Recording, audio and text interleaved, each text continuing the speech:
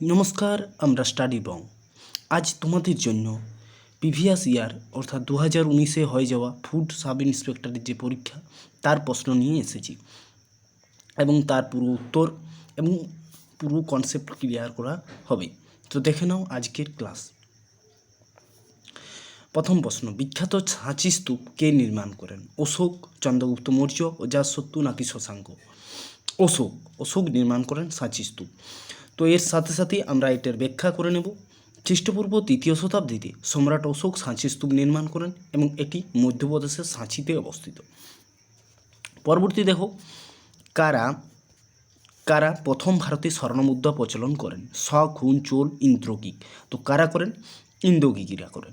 এবং এর পাশাপাশি আমরা জেনে নেব যে ইন্দোগিকদের সম্পর্কে। ইন্দোগিক রাজারা ভারতে প্রথম স্বর্ণমুদ্রার প্রচলন করেন এবং 270 খ্রিস্টপূর্বাব্দ নাগাদ তারা প্রথম ভারতে স্বর্ণমুদ্রা চালু করেন। পরবর্তী দেখো, সুফি শব্দটি এসেছে কি থেকে? এক ধরনের কবিতা, এক ধরনের পোশাক, এক ধরনের ভাষা নাকি একটি জায়গার নাম থেকে? তো কি থেকে সুফি শব্দটি এসেছে? এক ধরনের পোশাক থেকে। তো এই সম্পর্কে জেনে নেব। যারা মোটা পোশাকের বস্ত্র পরিধান করতো তাদের সুফি বলা হতো এবং সেই সময় সুফি কাদের বলা হতো? যারা মোটা পোশাকের বস্ত্র পরিধান করত। তো পরবর্তী প্রশ্ন কি রয়েছে? ভারতের মধ্যে প্রাচীনতম ট্রেড ইউনিয়ন সংস্থা কোনটি? দেখো, ভারতের মধ্যে প্রাচীনতম ট্রেড ইউনিয়ন সংস্থা কোনটি? INCUC, CITU, AITUC নাকি BMS? তো কোনটা হবে? AITUC। তো AITUC সম্পর্কে আমরা জেনে নেব। 1920 সালে নিখিল ভারত ট্রেড ইউনিয়ন কংগ্রেস স্থাপিত হয়, অর্থাৎ AITUC যে শর্ট ফর্ম তার পুরো অর্থ হলো নিখিল ভারত ট্রেড ইউনিয়ন কংগ্রেস এবং যেটি প্রতিষ্ঠা 1920 সালে এবং মূল প্রতিষ্ঠাতা ছিলেন MN যোশী। 1920 সালের 31শে অক্টোবর বোম্বাইয়ের প্রথম অধিবেশনে সভাপতি ছিলেন লালা লাজপত রায়। তো সেই সময় একটা জিনিস তোমাদের মনে রাখতে হবে যে 1920 সালে 31শে অক্টোবর কিন্তু বোম্বাই প্রথম অধিবেশন হয় এবং সেই অধিবেশনের সভাপতি ছিলেন লালা লাজপত রায়। পরবর্তী দেখো প্রশ্ন, 5 নম্বর প্রশ্ন, ভারতীয় জাতীয় কংগ্রেসের অধিবেশনে প্রথমবার বন্দে মাতরম গাওয়া হয়েছিল কত সালে? 1986, 1992, 1996 নাকি 1904 সালে? তো প্রথম বন্দে মাতরম যে জাতীয় গান সেটি গাওয়া হয় এবং সেটি 1896 সালে। 1896 সালে জাতীয় কংগ্রেসের কলকাতা অধিবেশনে প্রথমবার বন্দে মাতরম গানটি গাওয়া হয় এবং যার সুর দেন রবীন্দ্রনাথ ঠাকুর। তো তোমাদের এখান থেকে যে প্রশ্নটা এই বছর আসতে পারে সেটা তোমাদের মনে রাখতে হবে যে কি না, জাতীয় কংগ্রেসের কলকাতা অধিবেশন কবে হয়?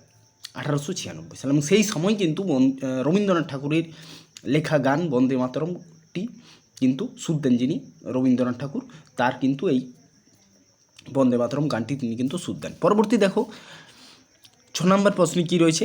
কংগ্রেস শব্দটি প্রাপ্ত হয়েছিল কোথা থেকে? উত্তর আমেরিকার ইতিহাস থেকে। কংগ্রেস শব্দটি প্রথম প্রাপ্ত হয় কোথা থেকে? উত্তর আমেরিকার থেকে। তো তারপর দেখো জিওগ্রাফি থেকে কিছু প্রশ্ন। জিওগ্রাফি থেকে তোমরা দেখতে পাচ্ছ যে নিম্নলিখিত কোন পাথর মার্বেলে রূপান্তরিত হয়? গ্রানাইট, চুনাপাথর, পিট, সেল, কোনটা? চুনাপাথর। এবং এই সম্পর্কে আমরা কিছু জেনে নেব।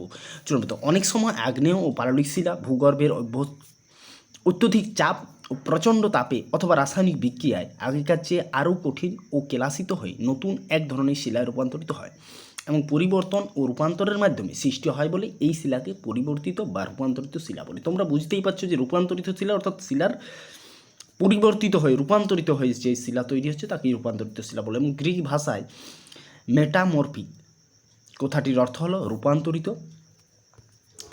দেখো এখানে লেখা আছে মাত্র আগ্নেয় বা পাললিক শিলাই নয়, অনেক রূপান্তরিত শিলাও পরবর্তীকালে আবার রূপান্তরিত হতে পারে।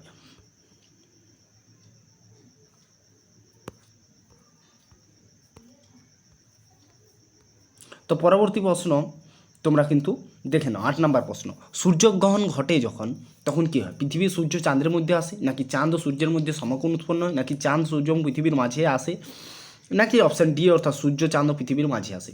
তো কোনটা হয়? চাঁদ সূর্য এবং পৃথিবীর মাঝে আসে। তো চাঁদ কী করে? সূর্য এবং পৃথিবীর মাঝে আসে। তো এই বিষয়টা তোমরা কিন্তু দেখে নাও। চাঁদ যখন পরিভ্রমণরত অবস্থায় কিছু সময়ের জন্য পৃথিবী ও সূর্যের চারপাশে এসে পড়ে তখন পৃথিবীর কোনো দর্শনের কাছে সূর্য আংশিক বা সম্পূর্ণরূপে অদৃশ্য হয়ে যায় কিছু সময়ের জন্য। এই ঘটনাকে সূর্যগ্রহণ বলা হয় এবং অমাবস্যার পরে নতুন চাঁদ ওঠার সময় এই ঘটনা ঘটে পৃথিবীতে প্রতি বছর অন্তর 2 থেকে 5টি সূর্যগ্রহণ পরিলক্ষিত হয়। পরবর্তী দেখো 9 নম্বর প্রশ্নে কী রয়েছে, কৃষি গবেষণাগার ভারতীয় পরিষদ কোথায় অবস্থিত? দেরাদুন, হায়দ্রাবাদ, নয়াদিল্লি, ইটানগর। তো কোথায়? New Delhi. Indian council of agriculture research স্থাপন হয় কত সালে? 16 জুলাই 1929 সালে। 10 নম্বর প্রশ্ন দেখো, দক্ষিণ গোলার্ধে সামার সলস্টিস বা উত্তরায়ণ ঘটে কখন? 22 ডিসেম্বর, 31 সেপ্টেম্বর, 21 জুন, 21 মার্চ। এটা তোমাদের অনেক সময় প্রবলেম হয় যে উত্তরায়ণ দক্ষিণায়নের যে ব্যাপার। তো দক্ষিণ গোলার্ধে উত্তরায়ণ ঘটে 22 ডিসেম্বর। উত্তরায়ণ 22 ডিসেম্বর শুরু হয় এবং প্রায় 21 জুন পর্যন্ত 6 মাস স্থায়ী হয়। উত্তর গোলার্ধে সূর্য থেকে সরে যাওয়ার ফলে 20 থেকে 22 ডিসেম্বরের মধ্যে কোনো একদিন উত্তর গোলার্ধে সূর্য থেকে সর্বাধিক দূরত্বে থাকে এবং এই দক্ষিণ গোলার্ধে সূর্যের সর্বাপেক্ষা নিকটে থাকে। তো আজ এই মোট 10টি প্রশ্ন। তো কেমন লাগলো আজকের ক্লাস? ভালো লাগলে অবশ্যই আমাদের চ্যানেল স্টাডি বংকে সাবস্ক্রাইব করে দাও আর কমেন্টের মাধ্যমে জানাও তোমাদের মূল্যবান মতামত। আজকের মতো এই পর্যন্তই, দেখা হবে পরবর্তী ক্লাসে নতুন কোনো ক্লাস নিয়ে। শুভরাত্রি, ভালো থেকো এবং সকলকে ভালো রেখো।